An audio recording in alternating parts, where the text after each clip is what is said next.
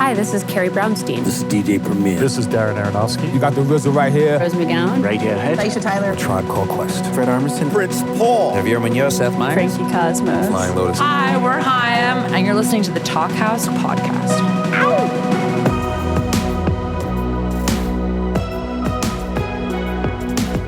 Hello and welcome to the Talkhouse Podcast. I'm Josh Modell. Today we've got two of what I'm going to call alt-rock lifers, guys with vast catalogs and the stories to match, who've ridden the highs and lows over the years and continue to make fantastic music for dedicated fan bases. John Flansburgh and Matthew Caws. Now, Flansburgh is half the core of They Might Be Giants, one of the two Johns, along with Linnell, who started making quirky pop records about 40 years ago. They've released nearly 24 albums, wriggling their way into the mainstream on occasion, from Birdhouse in Your Soul to the Malcolm in the Middle theme to popular albums aimed at kids. It's been a remarkable ride that shows no signs of stopping. They Might Be Giants is still on tour, still making new music, and still seeming to have as much fun as they ever did. Their latest record is called Book. It's available in many formats, including, you guessed it, a giant book. And there are some sparklers on it, including one in particular that the guys talk about in today's episode. Check out a little bit of Brontosaurus. Brontosaurus, Brontosaurus. Here's my entire autobiography. I was skinny at first, then I got thick, and then back to being skinny. The other half of today's conversation is Matthew Caws, singer and guitarist of the fellow New York band Nada Surf. Now, Nada Surf had a really odd start to what's turned into a long and fruitful existence.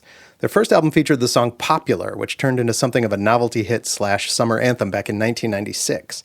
It wasn't particularly representative of the band's smart, layered pop, which is no knock on Popular itself, but that confused their record label, Elektra, and you'll hear about that in the chat.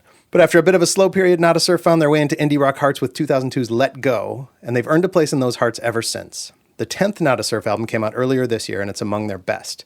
It also features a surprisingly high number of more up-tempo songs, as Flansburgh mentions in this chat. Check out a little bit of Second Skin from Nada Surf's new album, Moon Mirror. I didn't show you I was wearing a porcelain coat. You didn't know me completely.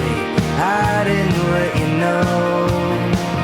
In this chat, Flansburgh and Caws take a deep dive into the genesis of Popular, which Caws had no idea would be a hit, but is happy to still play. They also chat about Flansburgh's love of the new Nada Surf record, both of their time on the same major label in the 1990s, and whether it's appropriate for a band to take a group bow at the end of a good show. Enjoy.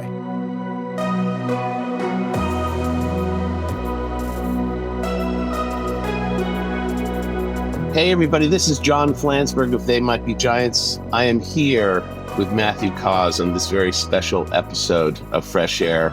Matthew, I just want to congratulate you on a fantastic album. It's a really nice evolution, but it's also, I couldn't help but notice, it's not uniformly up-tempo, but it's quite up-tempo and completely rocking. And, for most people's 10th album, that's kind of a power move. Were you consciously trying to figure out how to beat the groans of here's a song off our new album that sort of befalls Right. all legacy acts? It wasn't on purpose, but just before signing on here, I was listening through to the new Cure album, and it's slow, and I have nothing to say about it except that it underlined in my mind as I was listening through. I was like, "Whoa, I think our record's really fast." Right.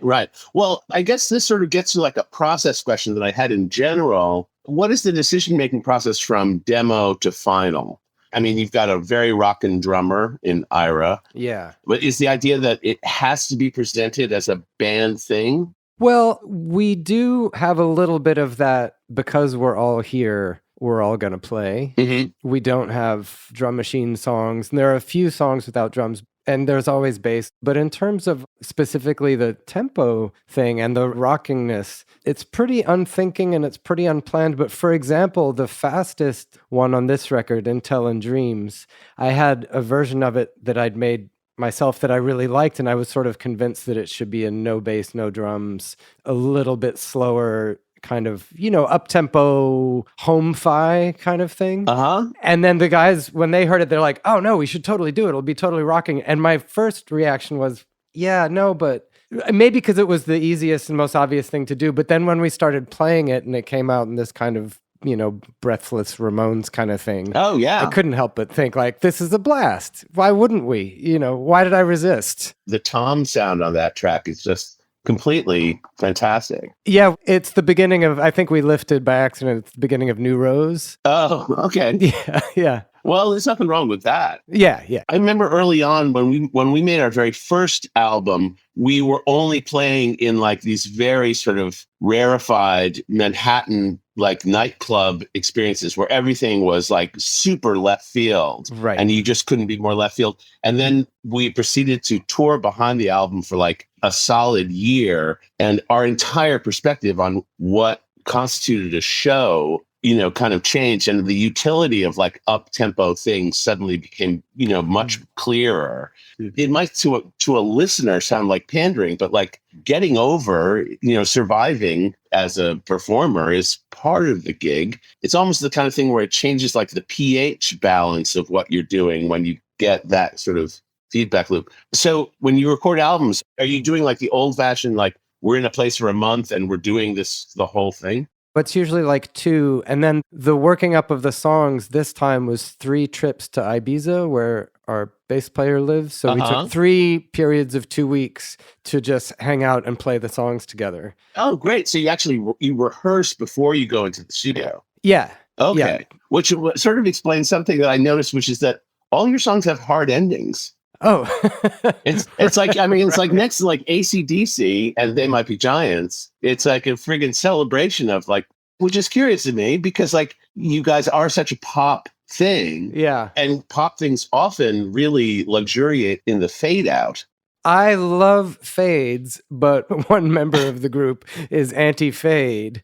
Can his name be revealed? Oh, Daniel doesn't like fades. But Train in Vain, I believe, the Clash song, that just rides off into the sunset in glory. I mean, it's great, I think. I love a fade. Yeah, no, I have nothing against fades, but sometimes the process, I guess when you say that you rehearse everything beforehand, I think that kind of explains it, because that's the anti-fade. You're sort of baking in something in the way you're working up the material, right? Not that you have like big endings, but but the songs do stop.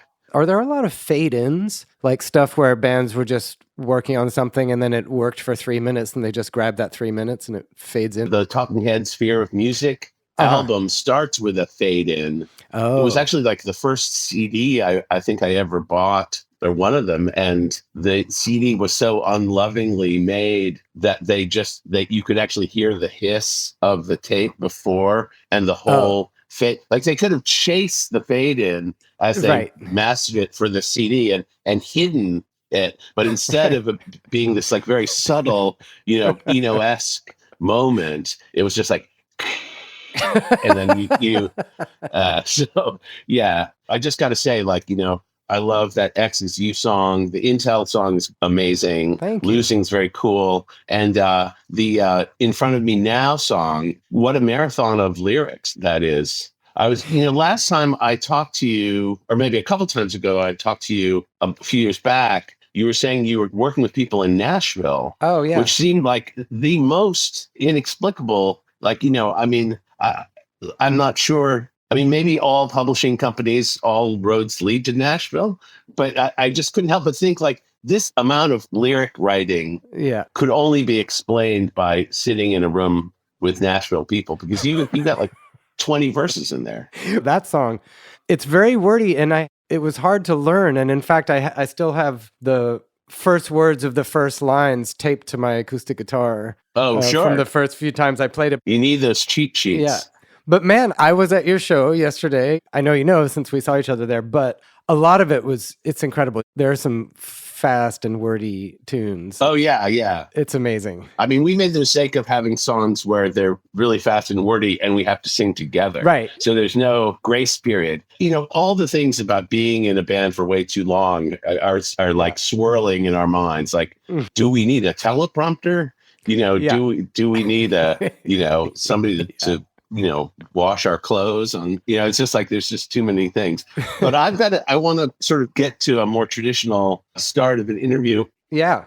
Back when we were labeled mates on Elektra, Not a Surf enjoyed this kind of unusual breakout moment with this song Popular, which was a very tricky song in a way, because it was very much like of MTV and apart from MTV. And it was very much of teen culture and apart from teen culture. And, I remember when I first heard it, I mean, my first thought was like, this is actually like a very facile, like these guys are going to be super big because they are really tapped into like some, like what would become kind of like the now thing of teen culture. I have an inkling of how the track came together. Right. But what were you thinking of when you put the track together? Did it just seem like a fun idea, or did it seem like something that is going to reach more people? I wasn't thinking pop at all. I had messing around on my 4-track and came up with a little guitar figure noodle thing that had a, not dissonant, but it had a kind of chorusing effect. It felt a little like a Sonic Youth riff, which was something which at the time I was like, trying all the time to do. But I'd bought this etiquette book at a Goodwill on 3rd Avenue for 25 cents. And I thought it was so outlandish, the things that it was saying, and so unlikely, like, keep your hair spotlessly clean, wash it at least once a week. I made it 2 weeks because that seemed funnier.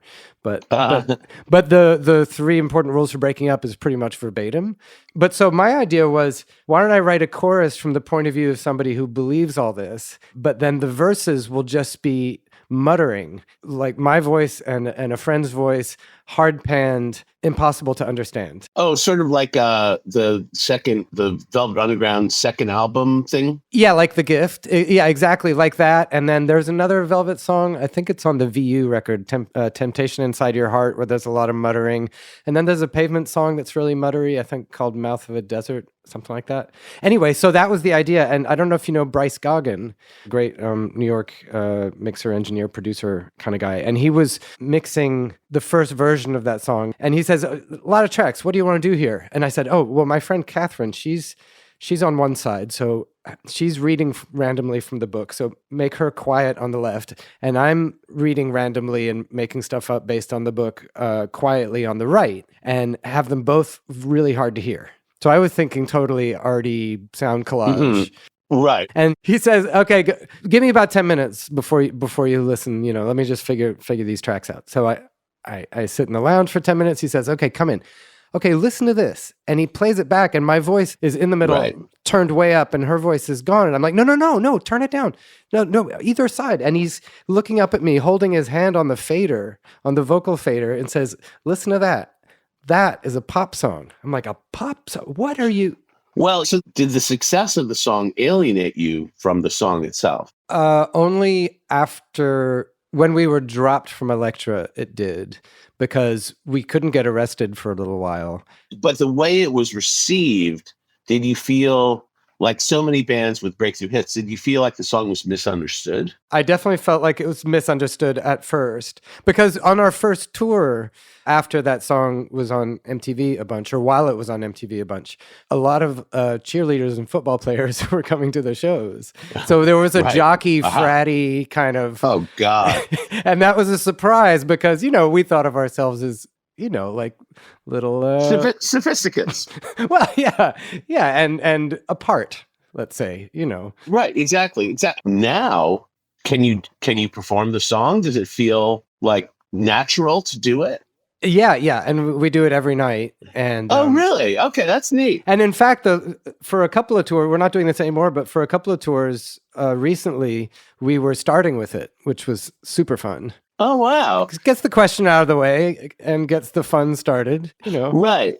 I mean, I guess like sort of a slightly comparable thing would be like Amy Mann and Voices Carry, because it's like, like this sort of breakthrough thing that could have just been a one-hit wonder type career. But were you really technically dropped from Elektra, or did they come back to you with like a different, crummier deal? You made an album that had like a hit single on it. So it's like, yes, we've got this promising young band who delivered a breakout MTV video and a hit song on alternative radio. They're no good. Well, we made a second record for them, The Proximity Effect, which was pretty expensive. And I was thinking of you when I wrote most of it, because I remember running into you on the street listener, we lived in the same neighborhood for a long time. And he said, "How's it going?" And I said, "Oh, we're working on a new record." He said, "You getting up early? Drink a lot of coffee."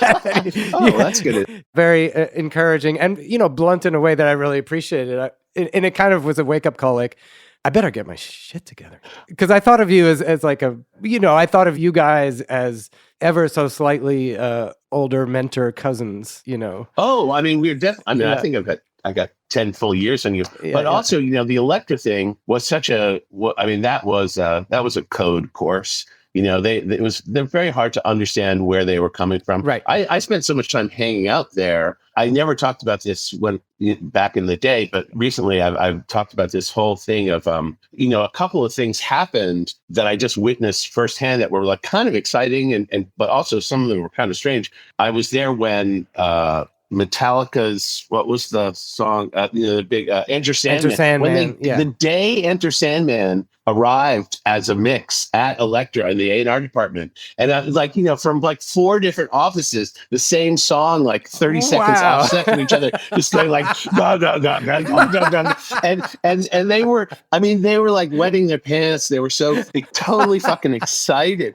That this thing, like this band that's in their own genre is like super huge and like very real, like they're critics' darling and everything's going right for them. They're in this Dumbo Wumbo genre of music, and yet they're like high cred, and then it's like, oh wait, no, they're delivering this moody, excellent thing with incredible drum sounds. And everybody was just like friggin' high-fiving each other. And it's funny because you never, when people talk about record companies, they never ever talk about like people being positive, Right. I have to say, like we were on Elektra for 10 years, which was a long run. And the second 5 years were loveless. It was like being, it was like, we're not going to break up because of the kids, but like, it was like, but the first 5 years, people were very nice to us. They were very kind to the point of often being very candid about all the machinations of what was happening behind the scenes. Like they would tell tales on each other to us to help us navigate that world. But one thing that did bum me out a ton was I was also there when D-Light had a huge hit with Grooves in the Heart, which everybody was super, just thought was like a natural hit. But what was curious about it was they were like, they're done. That's it. That's their one shot. It's not going to last, whatever. And I felt like it was so unfair. I mean, in a similar way with the Popular thing, it's like, how much better can you do? Right. I guess it's the follow-up record, and that's the trap, right? It's like they hypnotize you into spending a lot of your own money in unrecoupable whatever to make some very posh record. And they're just sort of covering their ass with, hoping that you get a hit producer going. And I don't know, was the first, did you make both of those records with Rick Ocasek? No, we made the second one with Fred Marr. Oh, Fred Marr, the Scritti Politti guy? Yeah. Oh, wow. Cool. Well, he's great, man. And I'm proud of the record. He made, he made Matthew Sweet Girlfriend. Yeah. Oh, yeah. He made the Lou Reed New York and the first Luna record on Elektra, Luna Park, which I thought was super. Right.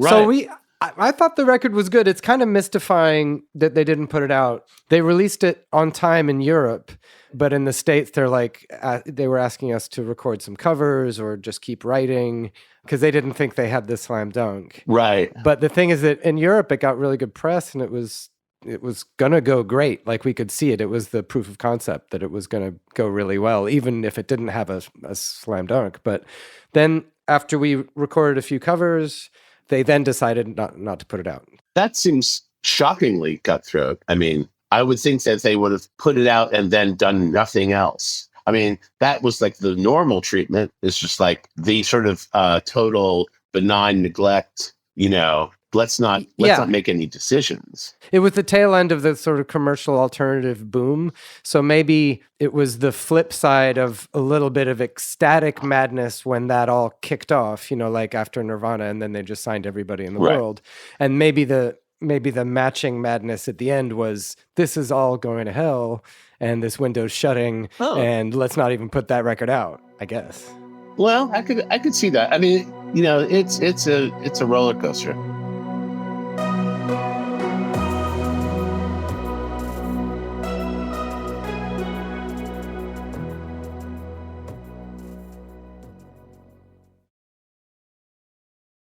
question.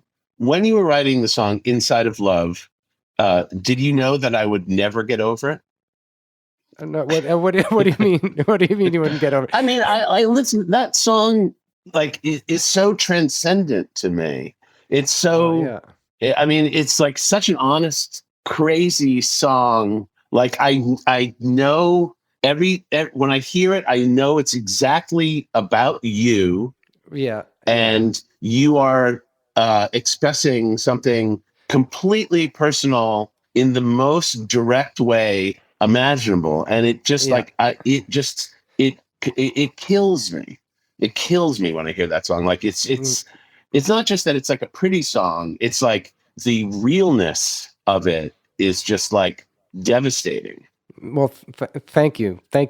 Speaking of our old neighborhood, I had the verses for that song. So it was set up. I just couldn't figure out how to say the big thing I wanted to say, or how to say the big thing I was feeling, which was that I just hadn't found the words for it. And I was walking in McCarran Park on a Saturday, and the idea of there being an inside of love and an outside of love, and that I wanted to be on the inside of it. When that idea hit me, I sprinted home because I thought I had it. And I was starting to hum that melody in my mind. Like I was basically writing the chorus in my head while walking in the park, and then sprinted home, having to dodge a lot of people because it was a really pretty day and everyone was walking to the park. So I had this kind of like video game, or like those Coleco football games from way back in the 80s, you know, where it's like you're just a bleep and you're trying to get around the other bleeps. So I ran home to record it. Did you ever have the experience of calling your phone machine to leave a musical idea? I forgot about that. Yes. Because there was a period before the smartphone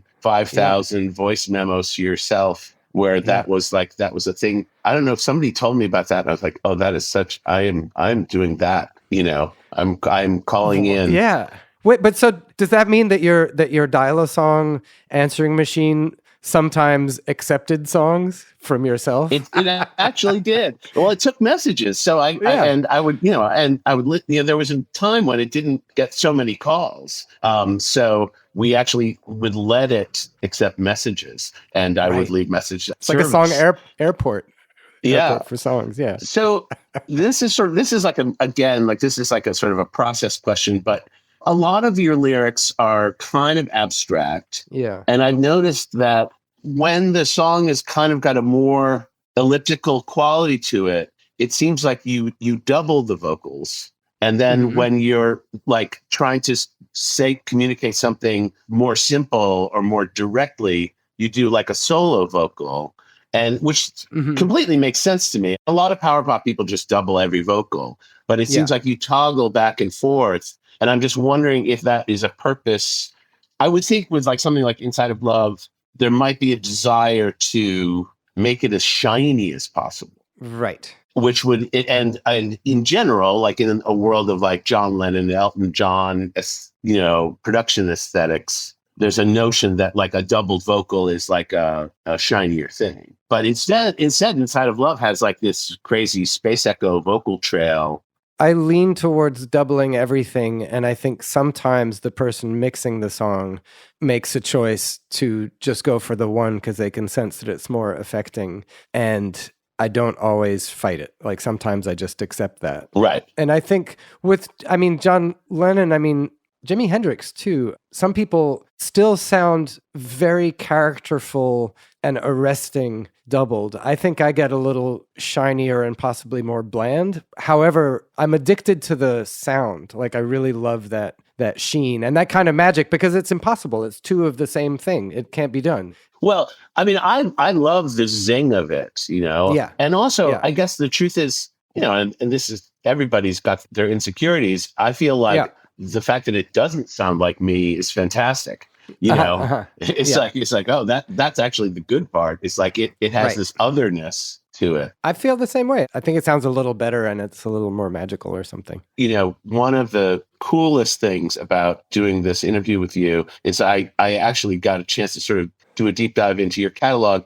And although I knew this Electrocution song, which I got on iTunes and like back when it was like I spent 99 cents on a single song, and I just thought it was such a cool track. I really didn't know anything about it. I didn't know it was a cover. Yeah. But listening to the If I Had a Hi-Fi record, I was just, I mean, it's, very much like David Bowie's Pinups, or, I mean, there are other records that are like this, but it's a whole record of covers, but it's like it's so curated. It's like so lovingly done, and such an odd set of songs. I've listened to a lot of songs, and it's like, I didn't know like 9/10 of these songs. Yeah. And I certainly didn't know that the Moody Blues could have such a cool treatment. Right. But I guess what determined the song selection on that? I mean, did it have to be obscure, or did it have to be a different kind of arrangement? It didn't have to be obscure. And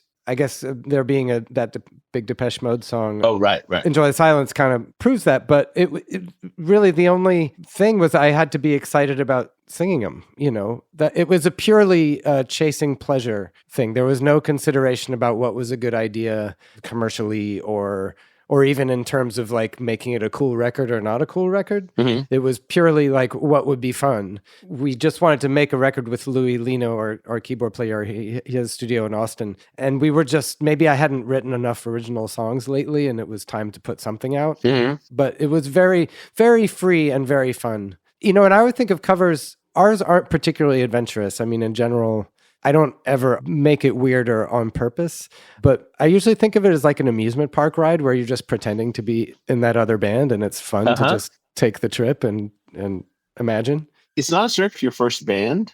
Daniel and I were in a band called The Cost of Living for about 3 years, and The Cost of Living... Oh, you guys play CBGB all the time. Yeah, a few times. And we opened for you. No way. In the Hamptons in 1985 or something. Wasn't there a club like Bay Street or... Oh my God, the one way out like a Sag Harbor or something like that? Yeah, that's the one. Yeah. Oh, that was a super weird show. That was very early on. Like we had barely played outside of New York City. I remember we were selling T-shirts, and we had 10 T-shirts, and some girl stole the display T-shirt. And I was just like, these rich kids with their kleptomania. Oh, so wow, you're in The Cost of Living. Yeah. You've made a record, right? Yeah, we made 2 LPs. Okay. My wife had your record. Oh, no way. Yes, total way. Oh, that's so funny. And I knew the name from this, like the CBs. I feel like I saw the CBs ad, but I didn't realize we did a gig together.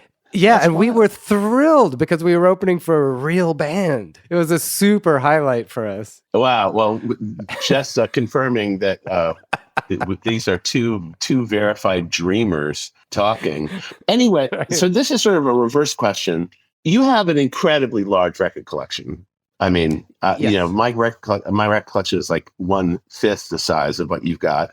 And yet there are a lot of things in my record collection that I have, like Northern Soul records that are like very cool, very like record collector-y kind of stuff. I have a lot of vocal music that's like, people might call like light jazz. They, people make fun of this stuff sometimes, like Lambert, Hendricks, and Ross. Like, I don't have like Swingle Sisters singers records, but it's not that campy. Like, it's still kind of real jazz, but in the history of jazz, it might be kind of a sidebar, guilty pleasure-ish. Is there any music that you listen to that you really embrace that is outside, like, whether it's a genre or an artist, but it has had like no influence on you, or you can't find a way to access what's good about it and pull it into you? Oh yeah. Well, I mean, I listen to a lot of rap. I always have. Oh, really? Yeah. And the influence that had was that at some point it helped free me from the idea that verses had to match. Mm-hmm. And hip hop production is like the coolest. Yeah. Do you listen to Hot 97? No, I don't. Mostly just records. Like I don't. But now that you mention that, I always forget. I'm in England, but I always forget that there's internet radio. I need to be, or I get reminded or remind myself for that once in a while. And I think, I could still listen to the radio. I mean, I listened to radio a lot as a kid. We were latchkey kids, so my sister and I spent all day at the radio. So what hip hop specifically? I'm trying to think of like what my hip hop like. Jay-Z was like my hip hop cutoff point, or Kanye West was my hip hop cutoff point. Like I really liked the early Kanye stuff, and then feel very alienated from Kanye West. Where did you start with hip hop? Rapper's Delight. I bought it in 79. Did it come out in 79? Something like that, yeah. Yeah, so I bought that 45, and then I don't know what I remember right after that. Curtis Blow. Do you remember Curtis Blow? I do. I loved Curtis Blow. But wait, so the song that really, really got me was that first Nas single called Halftime. Oh. It was on the Zebrahead soundtrack. So that was post Rapper's Delight. That was the one that I put on repeat the most. Like, you know, are you the same? Like, do you get a song addiction where you hear it and then you just listen to it like 50 times? Yeah, although Mama Said Knock You Out was that for me. I loved it. And yeah, I mean, Nas is definitely, in the fullness of time, seems like a much cooler choice. I kind of missed the boat on Nas a little bit, and I don't know why. I saw a Tribe Called Quest in London, and that was kind of a mind blower. And Linnell saw Public Enemy as well, and it sounded like it was. And I think I stood outside of a Public Enemy show, and it seemed like the loudest thing possible. Right. Like it seemed like if I walked through the doors, my head would cave in. But yeah, Mama Said Knock You Out, I listened to obsessively too when that came out. I thought it was incredible. It was a cool track, for sure.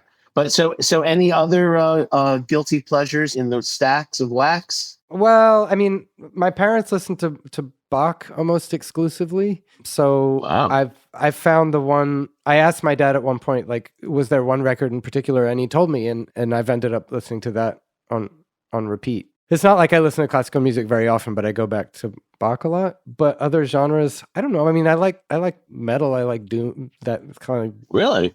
What do you call the sludge rock, like stoner, like the band Sleep. There's a song called Jerusalem that's an hour long. The first chord change is like after 3 or 4 minutes, there's another chord. I mean, it's incredible. I heard about that song, and I have to admit, my peak curiosity was starting it at like 5 minutes, and then I fast forwarded to 55 minutes. I just wanted to see what the difference was, and I was really shocked that like the motifs remained. Okay, so I'm moving on to my next question. You are quite candid and very open about your political point of view, and I'm just wondering, every time I share even the smallest inkling of my political points of view, like if I had this what I thought was like the most pH balanced post about just voting, just like have your voice heard, get out and vote. Like it's not that hard to do. Here's the national kind of election board database that you can tap into, just like total public service announcement, kind of the more you know kind of thing. And like the comments are like, stick to the music, man. I liked your band up until now. Unfollow. and I'm just like, I'm telling you, like, I'm like 1,000 times more timid about letting my, tax and spend liberal flag fly. And I'm just wondering, like, do you get like back talk about that stuff? I do. I think maybe it's not like I post that stuff all that often, but maybe enough so that it's no longer a surprise. And so the dude, I didn't come here for this kind of thing has fallen off. Because I feel like, you sort of establish a lane, and then if you come out of it, it's weird. But yeah, I've tangled with a bunch of those people who have said things like, I don't want to hear your opinion or whatever, or who get, kind of hot under the collar about it. But tangled with them in a way that is totally time unrealistic. And that means like direct messaging with them for 2 hours. What? Not many times, but a few. A handful of times I've done that, and there's always. I'm happy to say something good comes out of it, and that after those 2 hours, they'll be like, I'm really surprised because I just thought liberals would just yell, and you've really been listening to me, and that's really great, and I appreciate it. So like a good thing would happen, but that's like a huge investment of time, and also just withstanding a lot of garbage until they calm down. Because people just get so mean. They're just mean. Matthew Caws, you have a generosity of spirit that like is a very recessive trait in musicians. I'm like within 15 seconds, I'm just like searching for the block, function. Well, it's probably not healthy, and I'm not doing it much anymore. So you're going out on tour starting in like a couple of weeks, right? You've been on tour. We just did the before, States. Like yeah. Oh, you did the States already. Yeah. Okay, so how many songs off the new album have you been able to incorporate successfully into the show? Well, it's been a lovely surprise. The reaction to the record has been better than I could have hoped, and I feel like historically we put like 3 new ones in. And here, right now, we're playing 5 or 6 new ones, and that feels like a lot. That is a lot. But it's based on, just the feeling of like, well, here's another new one, and there being a good reaction, or do you want to hear another good new one, and there's a good reaction to that. And then people at the merch table and stuff saying, oh, I wish you'd played this one or that one. So there's been a kind of enthusiasm that I'm super grateful for and surprised by. Do you think about not saying that it's new? Faking people out? Sure. Yeah, I probably should. But I have a little bit of a compulsion to over announce. Oh, okay. This one's called blah blah blah.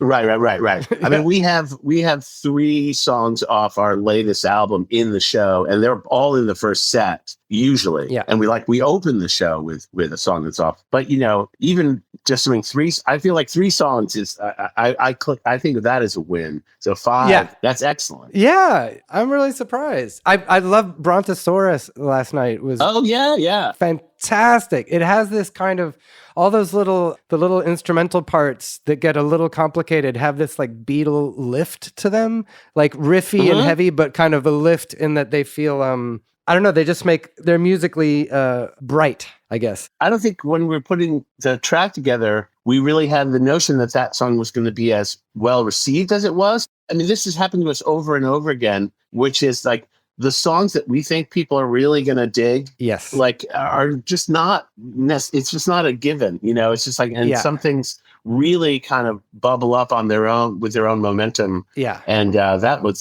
definitely one of them. And I mean, we didn't even learn how to play the song when we first went out in support of the album. And then, it was just like, it was really like a fan-based thing. So it was great. I have to say, like, I do feel like this new album is like an incredibly solid effort, and I think the up-tempo thing is a great strategy because it's a lot easier than here's a new one. It's really slow. Right. And so I will just wrap up with this question. This was a They Might Be Giants tour bus conversation the other day. Yeah. Have you ever taken a group bow? Yes, like once or twice, kind of recently. Because really? What we've been doing lately is that the last song of the show is acoustic a cappella, like unplugged. We just come to the front, all 4 of us, and I have an acoustic guitar, and we sing this song called Blizzard of 77, which is the first song on I know that. Yeah. Let Go. So we do that together, and so we find ourselves in this kind of Saturday Night Live credits rolling state of all standing there. And so we have a couple of times taken a group out, but it doesn't occur to us. Oh, okay. I mean, it would not be my choice ever, but it sounds like you're even moving past this group out to like a group hug. This is an emotional breakthrough for a band from New York. I loved your, what did you say last night? Just about having to keep an emotional remove or something. If the audience moves in, you move back. Yeah, something like that. Very funny. I try to say different things as much as possible, but the being emotionally unavailable is I sort of lean on that idea because the truth is we are a band that like we have never hugged ever. Yeah. And although there are people in the band now who would like to do a group bow, which like shocks me. I mean, I don't know. Like to me, like it's like that. That's like somewhere between like Van Halen and I don't know. Yeah, I don't know what kind of bands do group bows, but it just seems so. I don't know. It's that as they say in the rehearsal halls, that is not punk rock. Yeah, right. Yeah, you need to follow your instinct on that, and I totally respect it. All right. Well, listen, this has been a total pleasure, and the real pleasure has been checking out your catalog because it's like there's so many good albums. It's like it's fantastic. Thank you, John. Man. Well, thank you, and thanks for letting me do this. I'm so glad you did. This has been super fun, and I hope right. I see you back in Manhattan now. You're not in Brooklyn anymore. I know. I'm in fashionable East Harlem. All right. Well, I'll see y'all later. See y'all later. Here. All right. Adios. Thanks for listening to the Talkhouse Podcast, and thanks to John Flansburgh and Matthew Caws for chatting. If you liked what you heard, please follow Talkhouse on your favorite podcasting platform and check out all the great stuff at talkhouse.com. This episode was produced by Myron Kaplan, and the Talkhouse theme is composed and performed by The Range. See you next time.